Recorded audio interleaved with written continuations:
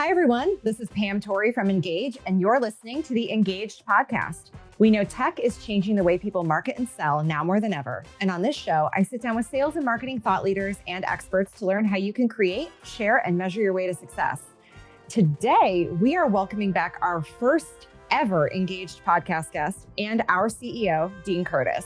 A lot has changed in the last 2 years, and we are really excited to dive into the tools and tactics that have helped Dean and our whole InGage team find continued success, plus hear what trends sales experts and business leaders are focusing on this year.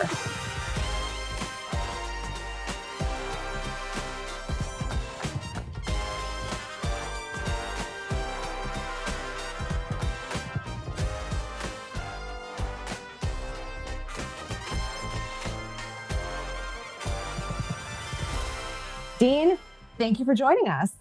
Thanks for having me, Pam. I can't believe it's been 2 years. Yeah, we've been doing this for a while. Things have changed quite a bit. Plus, you are now in our brand new recording studio at Ingage HQ. Yeah, it's been, it was a vision when we took this space a year and change ago to create a space like this for our team. Not only for me to record stuff, the podcast that I'm on, but more importantly for our training team to come in and have a dedicated place. It was actually a cost savings to build it because we're not renting people to come in and do that. We have it all set up all the time. So there's actually a fiscally responsible move and I think a good one for the brand. Excellent. Well, for the folks who are watching this, not listening to it, they get to see our lovely studio and get to see where you are and all the signage behind you. It's great. Well, let's dive in then. I mean, this ties right into my first question that I have for you. Since we last had you on a couple of years ago, InGage has grown quite a bit. So can you catch up our audience on everything that's been going on here?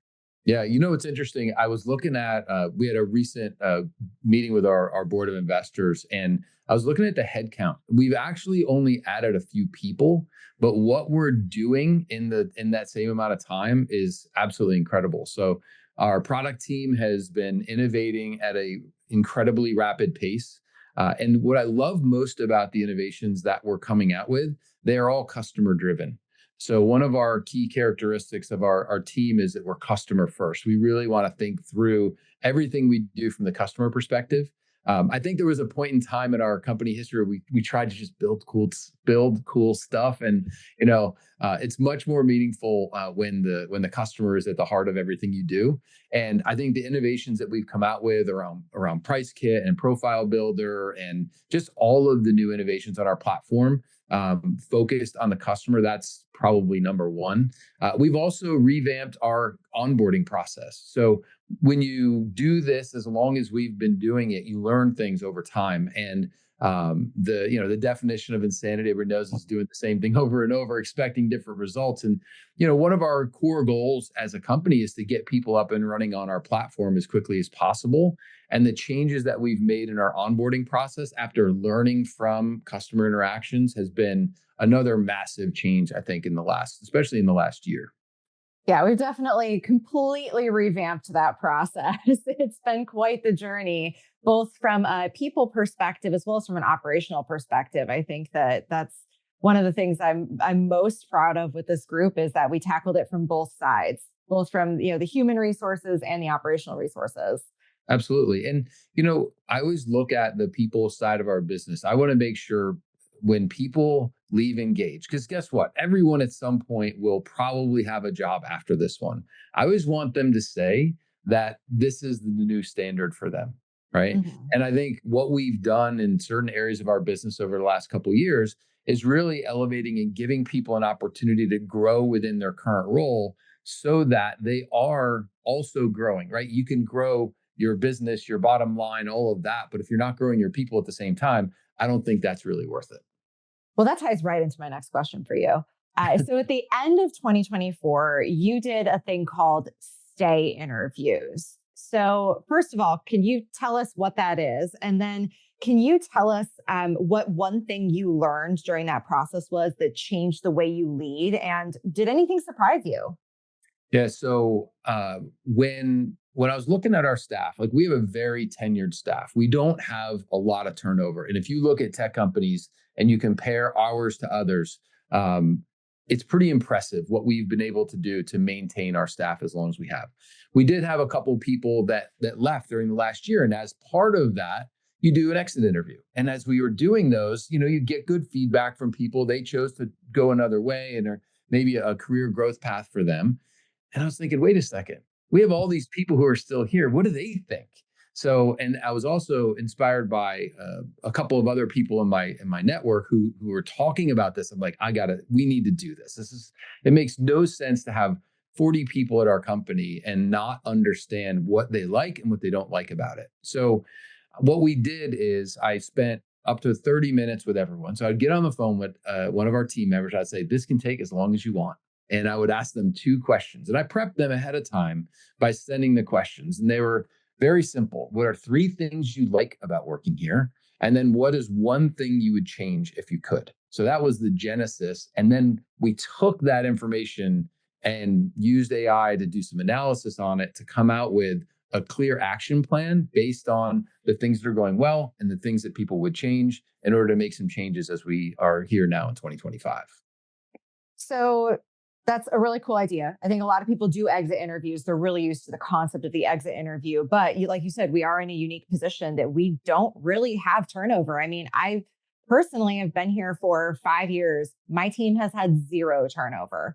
And so, my direct reports have all been here a really long time. And it is really important to find out what they're thinking and what works for them, what doesn't. So you talked about using AI to analyze this data. Can you talk about one of the things that came out of that has really changed our direction as a leadership team and as a company? First off, it's really interesting to use these tools, and I could have sat there and analyzed every interview, but I did them over a month's time, so the context is completely lost. So tactically, I'll give you the nerdy side of what I did. I downloaded all the transcripts. And I compiled them by team, so marketing, sales, customer success, et cetera, and then uploaded those transcripts and simply asked ChatGPT, I said, what are the top 3 things that people like about working here? What is the one thing they would change? Give me a summary. And I said, and by the way, exclude every line that starts with Dean, because I didn't want any of the information that I was talking about in the calls to have any bias towards any of the results. So it was a really interesting way to use it. And what came out of it was a clear action plan, right? We heard from people that they absolutely love the fact that we are a fully distributed team. In today's world where return to work is a huge topic of conversation at a lot of the bigger companies, we still believe in a distributed workforce. And you'll notice, Pam, you know how I feel about this. I don't say remote. So yes, we have this beautiful office in Pennsylvania, but I'm okay that we have the majority of our team who's not here. And I never want to have this feeling of HQ and other, like we're here and you're there. So we're very intentional about that. And that was probably the biggest learning from the team, is that they truly appreciate the fact that we have this distributed and a functionally distributed team. Because a lot of places they talk to their friends that it may be remote or they're doing return to office. And there's a lot of really poor sentiment across those companies about all of those different things. Yeah. So with that in mind, with these changes that we've seen across both software and the industry that we serve, home improvement, over the last few years, what is one thing that you think is getting better in the workplace? And what's one thing that you think is getting worse across the board? One thing that's getting better, and maybe this is my own bias, but I think we're getting better at helping people be the best versions of themselves within our workplace. And I hope as our team listens to this, they understand our commitment to that. Like I said before, this is probably not going to be everyone's last job. And when they leave, I want them to leave better. I don't want them to leave angry. I don't want them to leave frustrated. I want them to leave because the opportunity that they have somewhere else is better than the opportunity that I can give them here, and they're prepared for it. Right. So I think that's a trend. A lot of the folks that I hang out with, they're really trying to do right by their people. One, it's a very interesting job market. There's one tact you could take, because there's a lot of companies who aren't hiring right now. Right. We posted a job 2 days ago, and we've had over 300 people apply for it in 2 days. So that Wow. tells me there's a lot of demand on the outside of the market for people looking to move. And so how are we providing a great place for people to work? And I see my friends who are also own companies and are doing that are really investing in their people, because there's an old adage, well, if I invest in them and they leave, isn't that a waste of money? And my question is, well, if you don't and they stay, what are you doing? Right. So that's on the positive side. I think on the negative side, there is this fear in the market of financial insecurity or inflationary pressures or whatever that is. So I think a lot of companies are being very cautious about hiring and being very cautious. I don't think that's an excuse to not invest in your people. Yeah, that makes a lot of sense. It's an interesting economic landscape that we're For sure. living in at this moment in time, because we are not in the, the R word, but there are elements of the economy that do feel like it. Yeah, we don't talk about that word. No, we don't use that word here. No, we don't. I'm going to take a cue from the TV show The West Wing and call it a donut. It's a donut. It is not the R word. That's great. So Dean, you were talking a little bit about leveraging like AI to analyze all of this data. You talk a lot about the way that you learn from your peers and from your network. I'm wondering if you could tell us about some of the tools that you've implemented to help you become a better leader. And is there anything that you would recommend for CEOs, business leaders, other people who are influential in their businesses out there? The big thing for me is tool fatigue. So I am a nerd at heart, and I wear that as a badge of honor on my chest.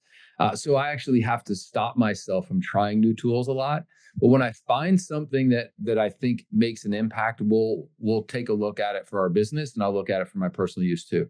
We've implemented a tool internally called Fellow, which is something that we use in all of our meetings to plan agendas, to now do call recording, AI analysis of those calls, so that we can understand a summary of those meetings, the action items, the action plans that come out of them. We're using that with all of our customer calls as well. It gives us the ability to change the template by which it does the analysis, whether it's customer success or sales or a general meeting. It's fascinating technology. So that's one, because so much of what we do every day is meeting. I mean, Yeah. it's funny. When my kids were younger, I remember they would ask me, "Hey, Dad, how was your day?" And I would say, "Well," and then they would stop me and they would just say, "Meetings, meetings, and more meetings," right? And it's like, yeah. So from a technology perspective, I'm always looking for ways to make those meetings way more efficient. One of the features of the software I mentioned, Fellow, that we haven't turned on yet, but I'm very, very close to, is no agenda, no attenda. Meaning, if there's no agenda in the meeting, it'll automatically get canceled X minutes before that meeting is set to take place. You're You want to singing my talk about song. accountability? I'm like ready. I'm almost there.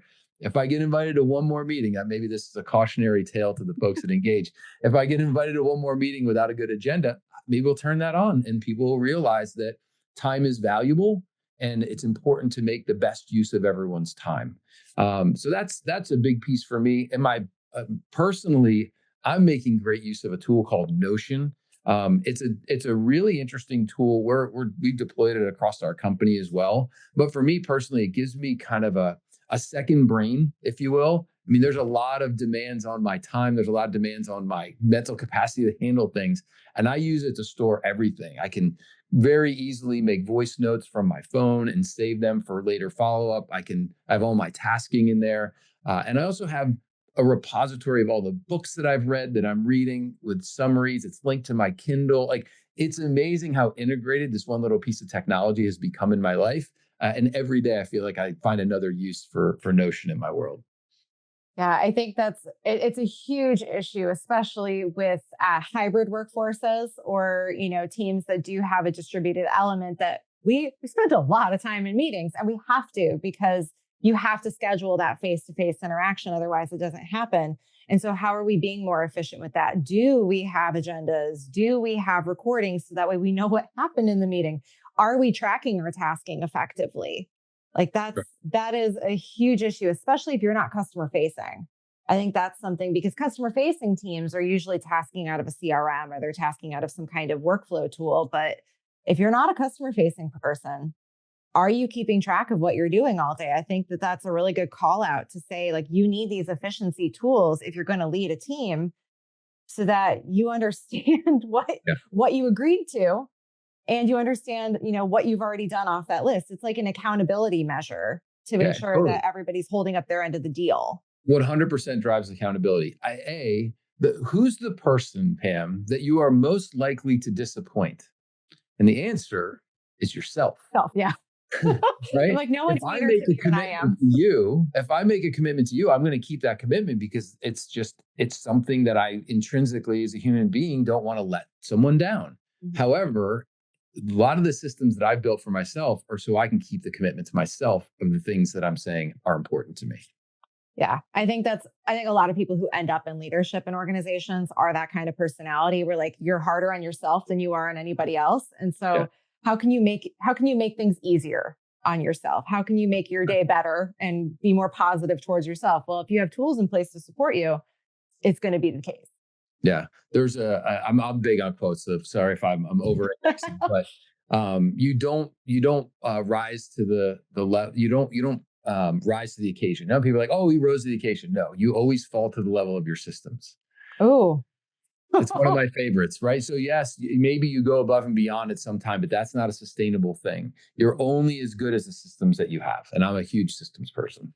well, talking a little bit more about systems, we at Ingage have had a lot of conversations lately about AI. We've talked about AI a little bit already in this conversation. In your opinion, as a business leader in tech, as somebody who has been in this industry for a while and really seen the shifts, what AI tools should businesses be leveraging? And which ones are just kind of noise? Which ones are the fluff? Yeah, the general answer to that is AI tools that make what you do more efficient is I think the place to start. A lot of people want to or are fearful of AI. It's going to replace something. I'm not sure that's a realistic view. I think if you can take, and we've seen this in this industry, you look at the voice and speech analytics tools like Rilla and Zero, and you look at what they've done in enabling a sales manager to have a greater impact in the coaching and training of their team because it takes the heavy lifting out of going on the road with people. It gives them a larger set of data to go against. It gives them a standard that they can compare against. So, like that kind of technology is an enabler. It's not a replacement. It is actually allowing you to be superhuman in doing assessment and coaching of your team rather than just mortal, right? So, I think those types of tools allow AI to play a significant role. I mean, look at what we do with Fellow in AI recaps. Those recaps are pushed right up to the CRM. So now not only do I have my meeting notes because we have a common platform for that, I also have the recording. I have that pushed to the CRM. So it's gaining efficiency, I think is probably the easiest way to say it. And yes, there's ways to replace things with AI. I still don't think it's there though. I think if you can use it to gain efficiencies in your day, I use it every day to write emails because I could either stare at a blank page for 5 minutes or I could go to ChatGPT and type a basic outline of basic sentences or basic words of what I want to say and let it give me the first draft. And that'll save me tons of time over the entire day. So, speaking of leveraging AI for content, I personally have been on the receiving end of a number of emails and messages on LinkedIn and other platforms that I can tell were written by an AI chatbot. Like again, I do this for a living. I write for a living. I'm like, I can Yeah. tell this was not written by a person. So, how do you take the things that AI gives you, or how would you recommend that a sales rep or a leader takes the content that AI gives them and then makes it personal without getting that like creepy robot voice in the communication? How do you personalize what the AI gives you? It happens to me all the time. Every day on LinkedIn or in my inbox, you're really doing a great job of tagline from your website, right? It's like, can you really, this is not an effective use of anyone's time.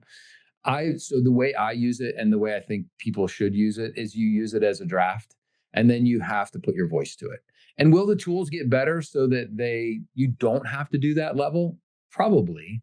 For now, however, if you want to sound like a real human coming across to someone in a communication, you better do that personalization yourself.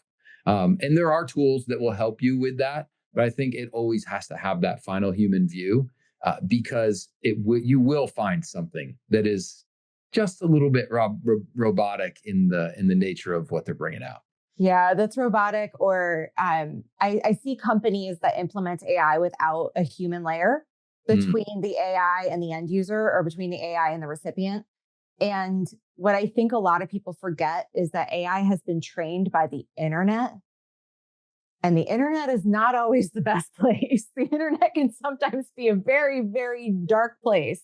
Yes, and so if we don't have that human layer in between, that level of like verification to ensure that something is kosher before it goes out, that can lead to a lot of problems. I've seen some real train wrecks out there. So I think it's such an important call out that if you're going to implement AI for messaging, for writing your emails, for, coming up with content, you need a human to vet it. Yeah. I mean, it's no different than my teenage children, right? Trust but verify. Yes. Trust but verify. Then, I mean, you wouldn't send something out without proofreading it. No. And I feel like it's the same concept. You're not going to have, you want a few different sets of eyes on it before it goes out the door. Well, here's the thing, right? So the emails that you and I are getting every day, or the LinkedIn messages, they're spamming out to thousands of people. So yes, it's efficient. I can email 1,000 people in 1 minute. But if I'm emailing everyone a terrible message that no one's going to respond to, what's the value in emailing 1,000 people in 1 minute? There is no value. So yes, it's efficient. Oh my gosh, I was able to connect with, but did you really? Did you get the desired outcome that you wanted? I think lack of personalization and lack of real human condition and human touch, you're setting yourself up for failure, even though you're super efficient. So maybe you hit one metric of efficiency, but you lost out on the other end of conversion. Yeah. So before we wrap up, I have a question that I want to make sure I ask you. And that is, what's one trend you think actually matters this year? And then what's one trend that is overhyped? We just talked about AI. AI is overhyped, I think. And I say that tongue in cheek almost, right? Because yes, it's overhyped and you better not pay attention to it, right? So it's overhyped in the sense that AI is going to take everyone's job, and AI can't put a roof on, right? AI can certainly tell you though, maybe some efficiencies of how many squares to order for in terms of shingles so you have less waste. Right? AI can help you analyze that data. So I think the AI hype train is barreling right now. And I think it's great. We go to conferences, right? And there's how many different AI marketing lead generation companies that are out there that can help you. Be careful, right? Because there's going to be a lot of dollars wasted this year going after ideas that really might not be fully baked. And I think I'm going to go back to something I said earlier. I think it's never been more important to invest in your people. We know that all of our businesses are built on people. The biggest change for me is, so if you look at the evolution of InGage over the last few years, we have a more mature leadership team. We have people who have been in role for a long time. I've been operating the business as the operator for most of that time. It's hard for me sometimes to give up the control of the things that I do. My biggest shift, and I think the biggest shift for any leader to take, is building the people and let the people build the business. The more I have to be involved in the day-to-day of operating our company, the slower we're going to grow. We're going to go a shorter distance. And I think we will go much further down in our growth by me building people, so that the people that can then build the business that is a very, very sustaining business. Well, I think that is a great place to leave it for today. Thank you so much for joining us, Dean. Pam, thanks for having me on. You know where I live, so anytime you need an extra guest, just let me know. Thanks for listening to the InGaged Podcast. Be sure to visit ingage.io for more information on how to create, share, and measure your way to success. If you love the InGaged Podcast, we'd love for you to subscribe, rate, and review us wherever you listen to podcasts. Until next time.